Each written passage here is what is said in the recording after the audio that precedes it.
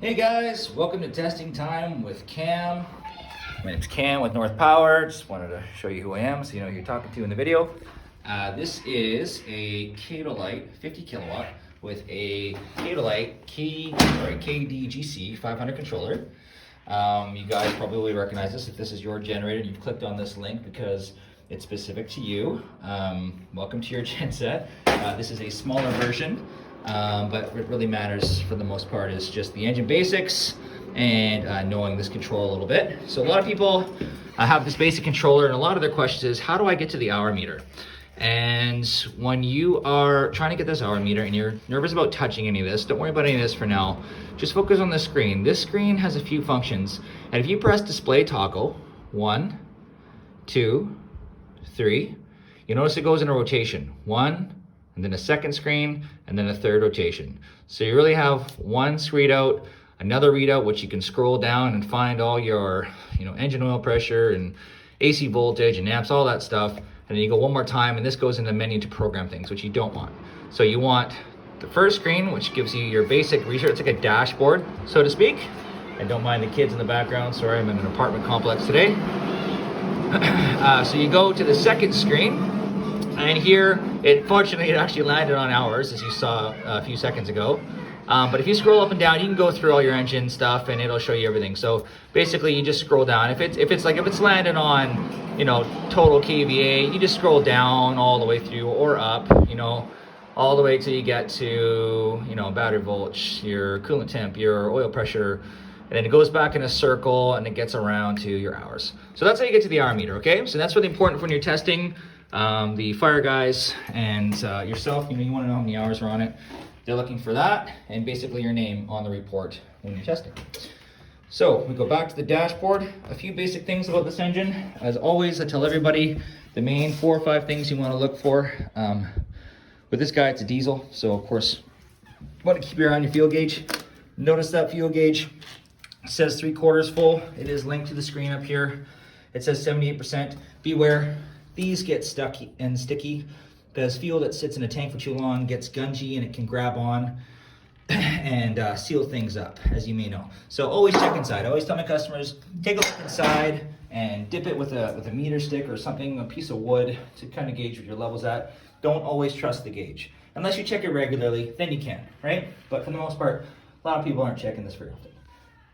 Next thing to notice, very important, block heaters. Always make sure it's warm. Now this thing's digital. It kind of tells you, hey, there's my water temp, there's my battery voltage. So this one's not like for you out there that have the analog controllers where you, where it's not on there, but this one is. So, but again, even when you see that, don't always trust it. Check the block heater. You can feel the top of the engine. You should always have a lukewarm feel to your engine. If it's burning at 160 degrees Fahrenheit, like you touch it, it's hot to the touch, and it hasn't ran at all in 2 days, then your block heater is too hot.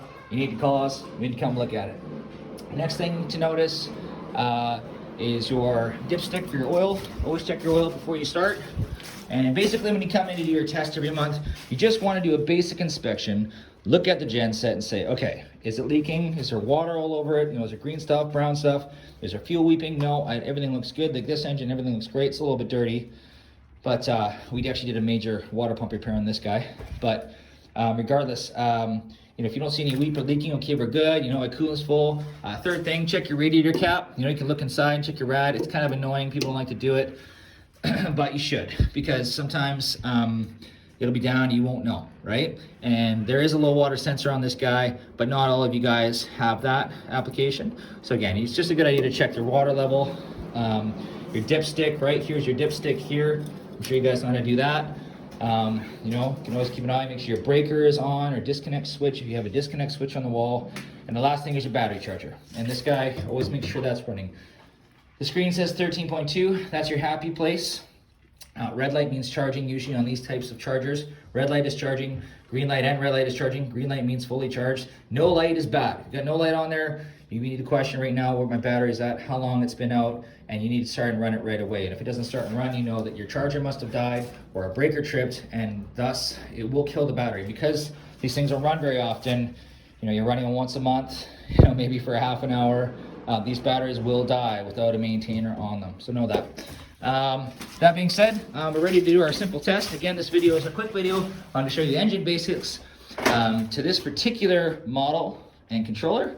I'm not going to go into the depth and detail of everything else because this video is just for those that just need to know how to start and run the thing. Now, when we go to the off position to run the generator, now this is a manual test. This is not a transfer switch test, which we will do in another video, but this is a manual test to run the generator, and this is great for diagnostic. If I call you and I say, hey, can you start and run the engine, see if it starts and runs, and you go, well, I don't know how.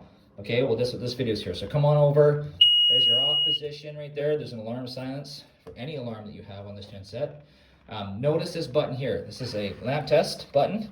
This shows you that all your lights are working. And sometimes you'll have a shutdown. Fortunately, this screen will show your shutdowns, but most older generators, you would have all these little light bulbs, and if a light bulb was burned out on a shutdown and you couldn't tell when it shut down, there was no light bulb because it was burned out, you didn't know what the shutdown was. So regardless, going too far. So you have your off position, your run position, and then you have your automatic position again. When you go to run, it's going to start and run. When you're done running it, go back to off.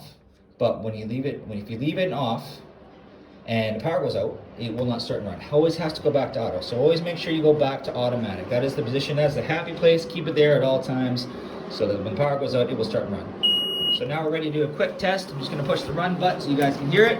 Then I'm going to shut it off and put it back to auto. Here we go.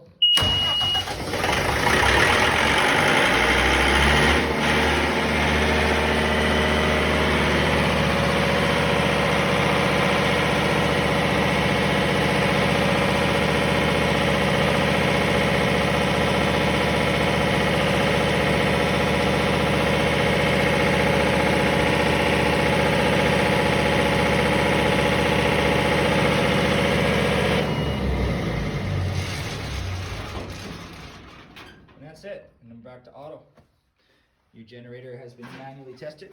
I suggest running it manually once or twice a week for about 5 or 10 minutes just to make sure that battery's up, just to check over everything. Make sure to run your generators every Monday or Tuesday morning around 9 or 10 a.m. if that's your happy time.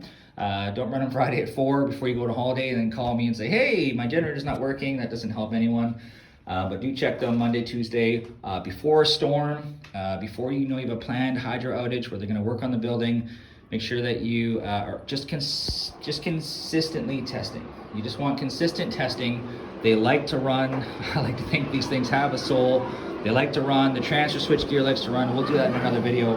But here you go. This is your Kato 50 kilowatt, 208 volts. And this is your Kdgc 500 controller. That's how you start and run these things. I hope this helped. Please leave any comments behind if there's anything you want to add to it. So someone that may not have thought of something, or maybe I didn't say something, or they have a question on the unit, please leave comments below. Thanks so much, guys. This is testing time with North Power. Bye for now.